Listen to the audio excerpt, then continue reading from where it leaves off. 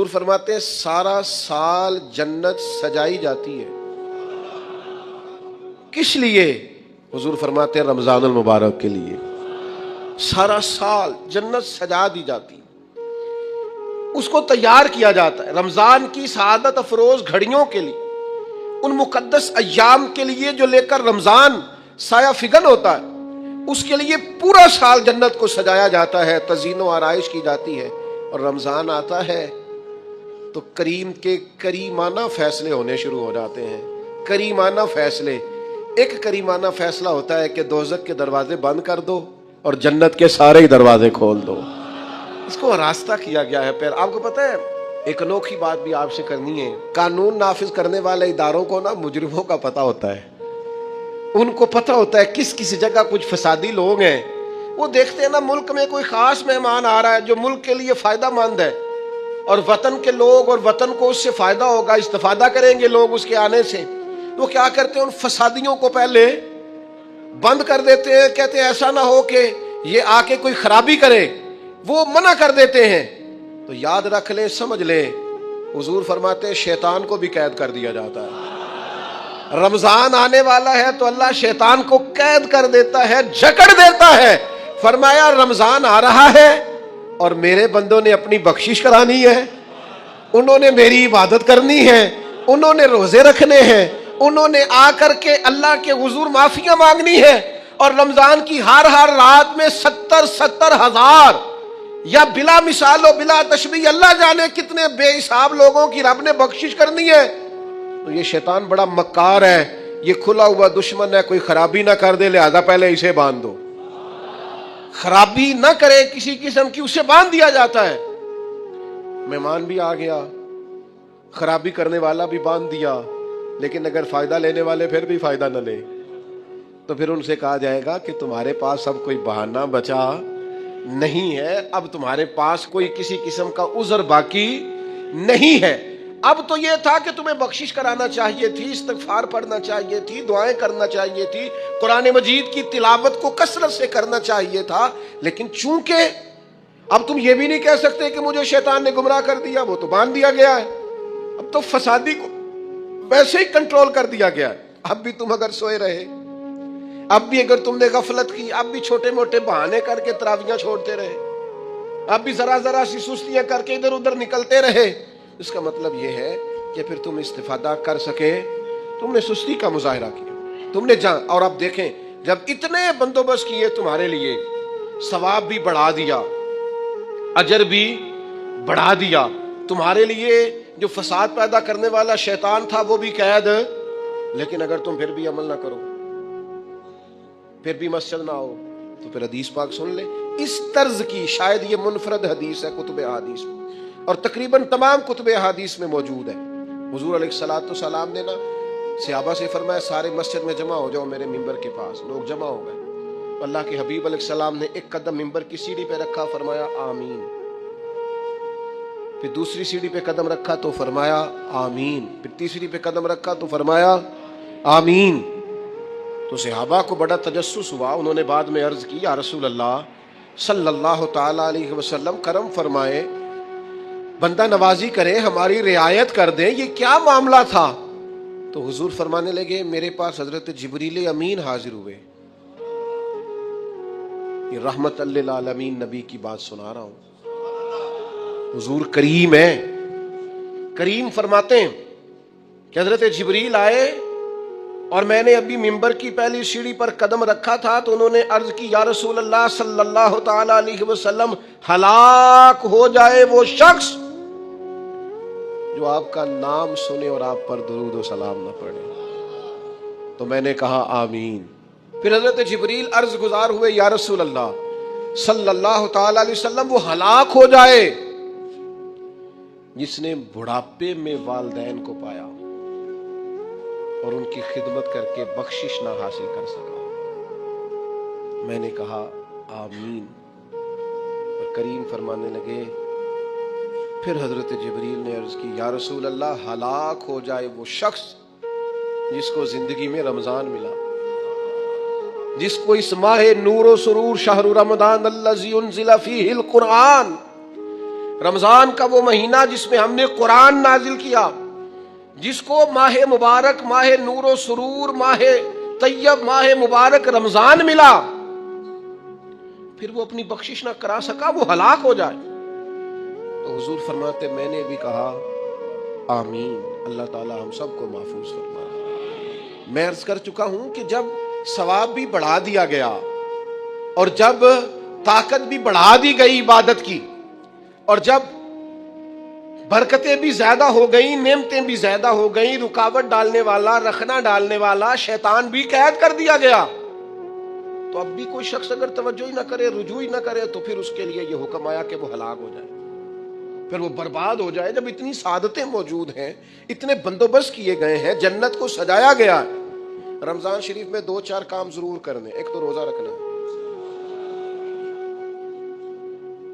کچھ ہمارے پنجابی بہانے بھی ہیں، پنجابی بہانے، میں جی مزدوری کرنی ہوندی ہے نا، پھر روزہ تو نہیں نہ رکھ ہوندا۔ اللہ نے نہیں سی پتا کہ مزدوری کرنی ہے، تو اللہ نے کیوں فرض کیا روزہ؟ ہلکے سے لوگ بیمار ہوتے ہیں، بالکل معمولی سے، کوئی ایسا عذر نہیں، روزہ چھوڑ دیتے ہیں۔ ذرا سی باتیں لے کر لوگ، آپ یقین کریں، اہمیت کو نہیں سمجھتے، اور بعض صرف سوچتے ہیں، غافل ہیں، منہ پھیرے ہوئے ہیں۔ اگر یہ ایک حدیث سمجھ میں آ جائے نا، ترغیب و ترہیب میں اور دیگر کتب احادیث میں بھی موجود ہے، حضور نے فرمایا جس نے رمضان کا ایک روزہ چھوڑ دیا، زندگی بھر بھی روزے رکھے، وہ فضیلت نہیں پا سکتا جو رمضان کا روزہ سے فضیلت اسے ملنی تھی۔ اتنی بڑی بات ہے، آپ اس کو سمجھ لیں، اتنے سعادت افروز روزے ہیں رمضان کے۔ تو کوشش کریں، اپنے آپ کو مینج کریں، مینٹین کریں چیزوں کو، اپنی صحت کا خیال کریں۔ میں تو دوستوں سے کہا کرتا ہوں، رمضان سے پہلے جو ایام ہے، پہلے سے بڑھ کر اپنی طبیعت کا خیال رکھیں، تاکہ رمضان میں کوئی کسی قسم کی طبیعت میں بھی کمزوری پیدا نہ ہو، اور صحیح صحت مندی کے ساتھ انسان رمضان شریف کے روزے گزار سکے۔ دوسری بات ہے، رمضان میں خوب قرآن مجید پڑھنا۔ شہر رمضان الذی انزل فیہ القرآن، رمضان ہی کا تو وہ مہینہ ہے جس میں قرآن نازل کیا گیا۔ نبی کریم صلی اللہ تعالی علیہ وسلم رمضان المبارک میں حضرت جبریل امین علیہ السلام کے ساتھ قرآن مجید کا دور فرمایا کرتے۔ حضور حضرت جبریل کو پارہ سناتے اور جناب جبریل نبی کریم علیہ السلام کو سناتے۔ یہ دور ہوتا ہے قرآن مجید کا۔ اللہ نے کتنی زیادہ توفیق دی ہے، ہر مسجد میں تراویح میں قرآن پڑھا جاتا ہے۔ تھوڑی ہمت کریں، تھوڑی کوشش کریں۔ ہمارے بزرگ فرمایا کرتے تھے، ایک پارہ گھر میں پڑھا کرو قرآن مجید کا، تاکہ تمہیں دیکھ کے بچے بھی پڑھیں، اور ایک پارہ مسجد میں تلاوت کیا کرو، اور ایک رات کو تراویح میں 3 پارے روز قرآن مجید کے ہو جائیں گے، تو انشاءاللہ تعالی رمضان ختم ہوگا تو 3 قرآن پاک بھی ختم ہو جائیں گے۔ یہ ارادہ کریں، یہ پروگرام بنا، خوب قرآن مجید سے دلچسپی پیدا کریں۔ تیسرا کام رمضان میں جو کرنے والا ہے وہ ہے کثرت سے استغفار۔ کچھ غلطیاں نا ہم کرنا نہیں چاہتے، ہم سے ہو جاتی ہیں۔ کچھ غلطیاں ایسی ہیں جو ہم بڑی بڑی کر چکے ہیں، لیکن ہمیں یاد ہی نہیں، بھول گئے۔ کچھ خطائیں ہم سے ایسی سرزد ہوتی ہیں جو لاشعوری میں ہو جاتی ہیں، ہمیں سمجھ ہی نہیں ہوتی کہ یہ خطا ہے اور اتنی بڑی ہے۔ کسی شخص کو بعض اوقات کوئی ایسی بات کہہ دیتے ہیں کہ ہماری نظر میں وہ بات معمولی ہوتی ہے، پر وہ بیچارہ ساری رات سو نہیں سکتا۔ رمضان کا مہینہ ہے اپنے رب سے معافی مانگنے کا مہینہ، اس سے توفیق مانگنے کا مہینہ، اس کے حضور حاضر ہونے کا مہینہ۔ میں آپ کی خدمت میں عرض کروں، حضرت عائشہ صدیقہ فرماتی ہیں، نبی پاک نے فرمایا صلی اللہ تعالی علیہ وسلم، جس سے اللہ نے قیامت والے دن حساب پوچھ لیا نا، اس کے لیے مشکل ہو جائے۔ حساب بھئی یسیرہ یہ ہے کہ وہ مہربانی فرمائے اور فیصلہ جب کرے تو کرے ہی درگزر والا، فرمائے جا تجھے معاف کیا۔ رمضان کا خاص مہینہ ہے، سحری میں بھی دعا قبول ہوتی ہے، افطار میں بھی دعا قبول ہوتی ہے، صبح سے لے کے افطاری تک بندہ ہر وقت عبادت میں ہوتا ہے۔ تراویح کے بعد بھی دعائیں مانگے تو وقت قبولیت کا ہے۔ میرے بھائیوں، رمضان کی راتیں بھی قبولیت کی، آخری طاق راتوں کی شان قبولیت کی، لیلۃ القدر قبولیت کی۔ اس دفعہ جھک نہ جائیں اس کی بارگاہ میں سجدے میں، رو رو کے معافی مانگ نہ لیں اس سے۔ ہم برے نہیں ہیں، چاہتے نہیں ہیں پر ہمارے وجود سے کچھ غلطیاں ہو جاتی ہیں، ہمارے سینوں میں کچھ پچھتاوے ہیں، کچھ من میں باتیں ہیں، اس دفعہ اس کے حضور عرض نہ کریں کہ کچھ کمیاں رہ گئی ہیں، دل نہیں کرتا تھا ایسا ہو پر انجان تھے، نہ چاہتے ہوئے بھی کمزوریاں ہو گئیں۔ رمضان آ رہا ہے، بڑا گولڈن چانس ہے، بڑا خوبصورت موقع۔ بھائیو، رمضان کی ہر سحری کے بعد رب سے معافی مانگے۔ آپ کو پتہ ہے اتنی بڑی امت مسلمہ لیکن ہر گلی میں کمزور ہے، ہر جگہ رسوائیاں ہمارے ساتھ چمٹی ہوئی ہیں، ہم چاہ کے بھی اپنے بھائیوں کی مدد نہیں کر سکتے۔ میرے پاس ایسے جوان آتے ہیں جو کہتے ہیں ہمیں بتائیں نا ہم فلسطین کے لیے کیا کر سکتے، ہمیں بتائیں نا۔ یہ ہماری بے بسی، یہ ہماری غلطیوں کا نتیجہ ہے۔ تو خوب استغفار کریں، اپنی کوتاہیوں کی معافی مانگیں۔ رمضان کی ہر صبح میں، ہر شام میں، ہر دن میں، ہر رات مصلی بچھا بچھا کے عرض گزار ہوں کہ مالک تو ہمیں معاف فرما۔ اور میں آپ سے ایک اور بات بھی عرض کروں، شیخ ابو الحسن کو میں پڑھ رہا تھا تو روتے جا رہے تھے ایک شام ان کے کچھ لوگوں نے ان سے کہا کہ حضور اس قدر زیادہ آہوزاری؟ تو فرمانے لگے میری بس اتنی خواہش ہے کہ جب میں اپنے رب سے ملوں نا تو میرا رب مجھے ناراض نہ ملے۔ تو میں ہر وقت اس لیے تڑپتا ہوں کہ میرے اندر جو کوتاہیاں مجھ سے ہو گئی ہیں میرا مالک وہ مجھے معاف کر دے۔ ہم نے کوشش کی ہے زندگی میں ماں باپ کی خدمت کرنے کی، لیکن نہیں، ہم سے ان کے حق ادا نہیں ہو سکے۔ کوشش کی ہے بہن بھائیوں پر توجہ دینے کی، لیکن حق ادا نہیں ہو سکے۔ چاہیے تھا اولاد کی تربیت بڑی شاندار کرتے، لیکن سہولتیں کچھ زیادہ دے بیٹھے، لاڈ پیار کچھ زیادہ کر سکے، ان کی تربیت کا بھی صحیح حق ادا۔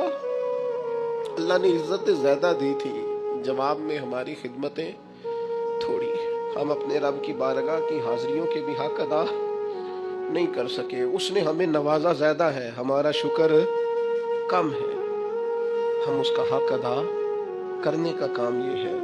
میرے بھائیوں کہ رمضان میں خوب استغفار کریں، ہم سے جو کمیاں رہ گئی ہیں اس پورے ماہ مبارک میں اپنے مالک سے عرض کریں کہ مالک اس ماہ مبارک میں جنہیں تم معاف کرنے والا ہے ان میں ہمارے بھی نام شامل فرما، ہمارے بھی نام شامل فرما۔ اور بھی عرض کرنی ہے، ان کے لیے بھی دعائیں کرنی ہے رمضان میں جو ہم سے بچھڑ گئے، جو مٹی تلے جا کے آرام فرما ہو گئے۔ یہ رمضان المبارک چونکہ بخشش مانگنے کا مہینہ ہے، اللہ کے حضور معافی مانگے ان کے لیے بھی، ہمارے اپنوں کے لیے، ماں باپ کے لیے، عزیز و اقربا کے لیے، کہ اللہ کریم ان کی قبروں کو بھی ٹھنڈا کرے، ان کے حال پہ بھی رحمت کی نظر کرے، ان کے لیے بھی مالک آسانیاں کرے۔ خوب دعائیں مانگے رمضان میں، خوب دعا۔ اور جو محتاج ہیں، جو تنگ دست ہیں، جو غریب ہیں، جن کو زمانہ گزر گیا ہے، دوستوں کو، احباب کو، مخیر حضرات کو متوجہ کرتے ہوئے وہ بھی تھوڑی توجہ کریں۔ اس سال رمضان کے ماہ مبارک میں دنیا داروں کو چھوڑ کے رب کی طرف متوجہ نہ ہو، اس کریم کی بارگاہ میں اپنی ساری تکلیفیں بیان نہ کریں۔ بیمار بھی آئیں، مقروض بھی آئیں، تنگ دست بھی آئیں، بے اولاد بھی آئیں، کمزور بھی آئیں، سارے جھکیں، روزہ رکھ کے، تراویح پڑھ کے، قرآن پڑھ کے، اپنے سارے دکھ اپنے مالک کے حضور بیان کر کے اس ماہ مبارک کی ہر رات میں اس سے بخشش کا سوال کریں، رحمت کا سوال کریں، کرم کا سوال کریں۔ وہ بڑا ہی کریم ہے۔ حضور فرماتے ہیں، رب کہتا ہے مجھے حیا آتی ہے میرا بندہ ہاتھ اٹھائے اور میں اس کے ہاتھ خالی واپس کر دوں، بس آنے کی دیر ہے۔ اور ایک مقام پہ اللہ کے حبیب علیہ السلام نے فرمایا، بندہ جب اعتراف گناہ کر کے معافی مانگتا ہے اللہ فوراً ہی اسے معاف فرما دیا کرتا۔ چوتھا کام جو اس ماہ مبارک میں بہت زیادہ کرنا ہے وہ یہ ہے کہ حضور نے فرمایا یہ صبر کا مہینہ، صبر بہت کرنا ہے۔ ایک تو صبر ہوتا ہے نا مصیبت پہ صبر، ایک خواہشات پر بھی صبر ہوتا ہے کہ خواہشیں پیدا ہو رہی ہیں پر صبر کرنا ہے اللہ کی رضا کے، یہ بھی صبر ہے۔ نیکی پر استقامت کے لیے بھی صبر کی ضرورت ہوتی ہے، گناہ چھوڑنے کے لیے بھی صبر کی ضرورت ہوتی ہے۔ آپ کے پاس مواقع موجود ہیں معاذ اللہ برائی کے، لیکن اگر آپ صبر کرتے ہیں، اللہ کی رضا پہ راضی رہتے ہیں، تو یہ بھی صبر ہے۔ نبی پاک علیہ السلام نے روزہ دار کو صبر کرنے کا کہا، فرمایا تو تم نے کوئی بیہودہ بات نہیں کرنی، کوئی گالم گلوچ نہیں کرنی، اور اگر کوئی تم سے لڑائی جھگڑا کرے، کوئی بیہودہ بات کرے، تو تم نے کیا کہنا؟ انی صائم مرتین، تم نے 2 مرتبہ کہنا ہے بھائی میں تو روزہ دار ہوں۔ کوئی جھگڑا کرنا چاہے، لڑائی کرنا چاہے، برا بھلا کہے، کوئی الجھانا چاہے، تو کہنا انی صائم، میں روزہ دار ہوں۔ یہ وظیفہ یاد کریں گے؟ کیا کہنا ہے؟ یہ وظیفہ ہے پورے رمضان کا، یہ بخاری میں حضور نے بتایا ہے۔ کوئی جھگڑا کرے گھر کے باہر بھی اور گھر کے اندر بھی، کوئی جھگڑا کرنے لگے، جھگڑا ہونے لگے، تو کہنا انی صائم ہوں، میں، اور 1 دفعہ نہیں کہنا، مرتین، حضور نے فرمایا 2 دفعہ کہنا، میں روزہ دار ہوں، میں کوئی جھگڑا نہیں کروں گا، کوئی فساد نہیں کروں گا، کسی بیہودہ بات کا جواب نہیں دوں گا۔ کیوں؟ اس لیے کہ میری ایک شان ہے، میں روزہ دار ہوں، میں اس وقت ایک منصب پر فائز ہوں، میں روزہ دار ہوں۔ یہ وظیفہ پکانا ہے ہر بیہودہ بات سے، ہر جگہ۔ اور حضور علیہ السلام نے فرمایا، یہ بھی بخاری میں موجود ہے، فرمایا جس نے جھوٹ بولنا اور اس پر عمل کرنا نہیں چھوڑا، اللہ کو اس کے بھوکا پیاسا رہنے کی کوئی حاجت نہیں ہے۔ جھوٹ ہی نہیں چھوڑا اس نے، ابھی بھی جھوٹ بول رہا ہے، روزہ رکھ کے بھی جھوٹ پر عمل کر رہا ہے، اللہ تعالیٰ کو اس کے بھوکا پیاسا رہنے کی کوئی حاجت نہیں ہے۔ تو روزہ رکھنا ہے، پھر اس کی تھوڑی سی حفاظت بھی کرنی۔ پھر آگے چلیے، 5ویں گزارش، نبی پاک نے فرمایا رمضان غم خاری کا مہینہ۔